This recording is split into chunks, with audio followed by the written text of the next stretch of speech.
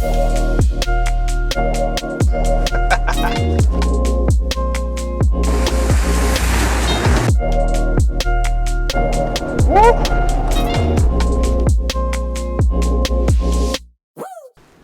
back to Gran Camino. I'm Christian. And I'm Alex, and today we're driving a Jeep Wrangler Sahara edition. We're here in the middle of nowhere, Ontario. We're going to take it off-roading, and today we're going to have some fun. So the last Jeep we drove had a V6 under the hood. This little girl has got a 2-litre inline 4, but she's packing a turbocharger, 270 brake horsepower, and 295 pounds-feet of torque. So, without further ado, let's take a look under the hood.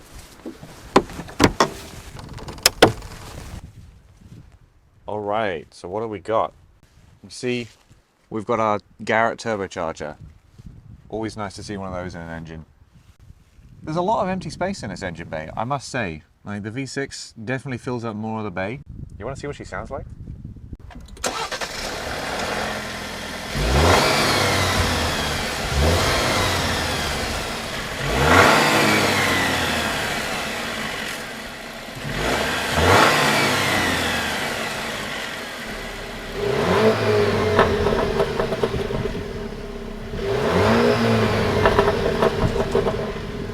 That little crackle, you hear that? It's a lot sportier than I was expecting to hear from this inline 4. I think we... Oh! I was not expecting a split folding tailgate. I love split folding tailgate. That is really cool. Interesting detail here. Come and have a look. Proudly made in the USA, in the Midwest. Look at that. Auburn Hills, Michigan. Opens to the finger. Very nice. And a little roll cage, just in case the trail gets a little bit too spicy. Another detail you may not appreciate, these are all bolt holes. Oh, that's cool. When you're taking the roof off, and the windshield, and the door hinges, you store all the bolts in here so you don't lose them. Pretty good for tailgating. Even comes with a drinks holder. How about that? All right. Oh, I did that wrong. So glass first.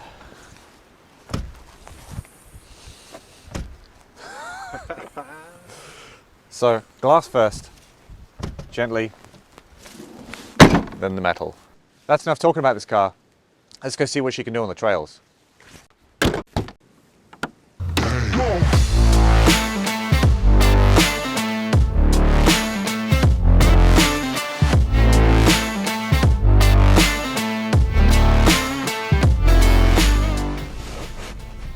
are your thoughts, man? Feels a lot smaller than the Gladiator. Which is great for like this trail, right? It's a smaller trail. Yeah, Gladiator would definitely get stuck on this trail.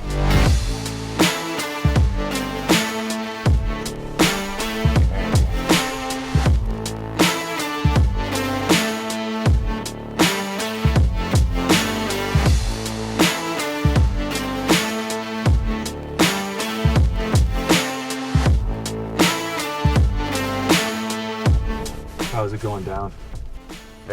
Very, very smooth. She just takes it like a champ.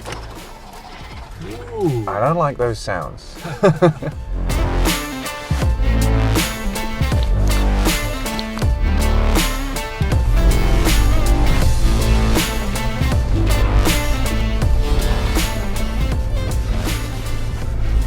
This is so much fun. Yeah. This is awesome. Man, this is why I love Jeeps. They just put a big smile on your face. Like, even doing something, I'm sure, like, to the community, this is like trivial, but for us city dwellers, this is real. This is fun. That is a horrible noise. It's probably like a 30 to 40 degree angle. At points, definitely, it's over 40. Yeah, and it's handling it like a breeze. Like, this is nothing. 4-cylinder turbo handling it. Like, I think a lot of people are questioning whether it could handle something like this, and it's a resounding yes. Like, we're also on the city tires as well. These are not off-roading. These are city tires? Yeah. What are we doing here? Look at this blind crest. Oh boy. Oh yeah. Can't even see it. Oh shit. Whoa. Oh yeah. That's awesome.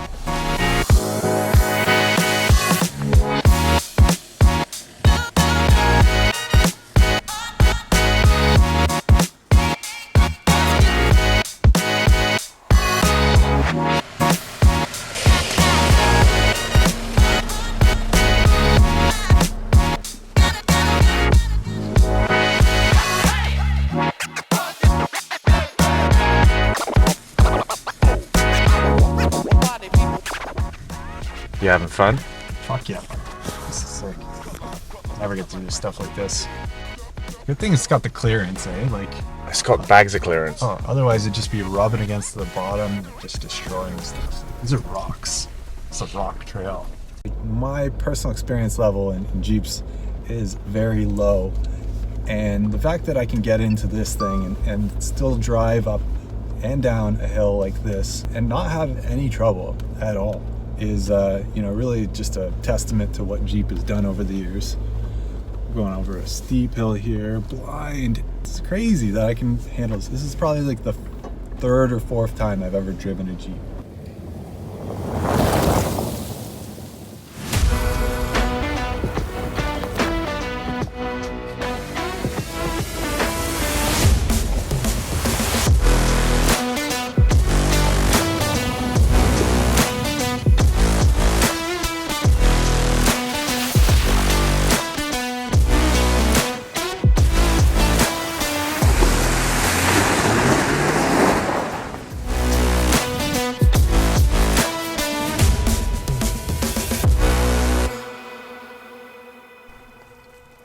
The interior of the Jeep Wrangler is really high up and it feels like you're almost driving a transport truck. I think a lot of people like that about it.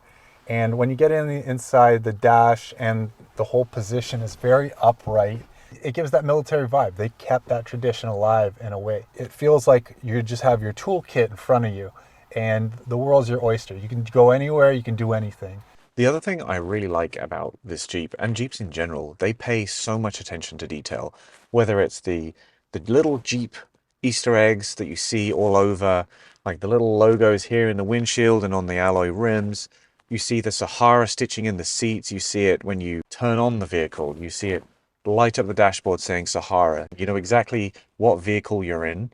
It's underrated, really. A lot of auto manufacturers forget about this, and those that pay attention to detail really stand out. Gonna do a little bit of donuts. Let's see what we got here. Give it a little boost. Woo! Whoa! Okay, I hit the brakes there.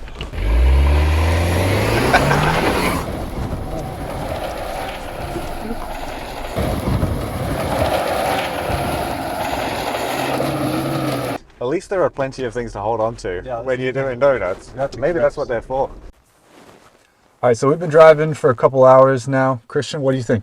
I am in love with this car. Like the same that I experienced when we drove the Gladiator earlier this year, the Gladiator Mojave.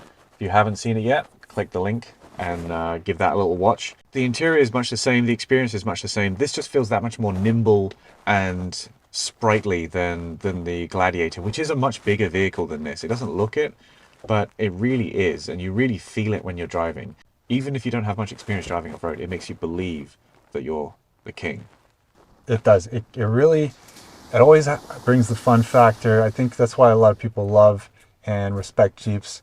And whenever we get behind the wheel of a Jeep, we have a good time. You have a smile on your face almost instantly. Yeah, no, it's capable. The 4x4 action is fun. So, is it a daily driver or a weekend warrior?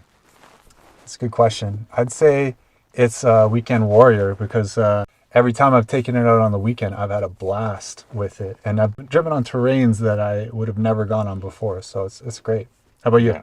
I think given the gas mileage, and I know that's a really humdrum excuse, I think it's probably a weekend warrior only. Like commuting in this thing would be ruinously expensive. Even if you drive it only on the weekends, it's still worth buying. So one question I have for you then. This is an inline 4. It's not a V6 or a V8. Mm-hmm. Has that impacted your experience?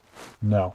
I think they did a great job making it still feel like a bit of a tank engine. It's got the noise, and it's got the power, like it's delivered it each time.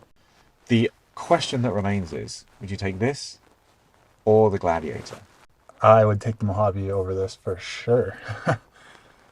I know, I'm leaning towards this. Like, I don't need the bed. I like the fact that it's a truck. I really enjoy that. But this just feels like a more complete car. This was a little quieter on the highway. It's a little more sprightly, as I said. Like, it's just got a bit more oomph to it. Overall, great day, right?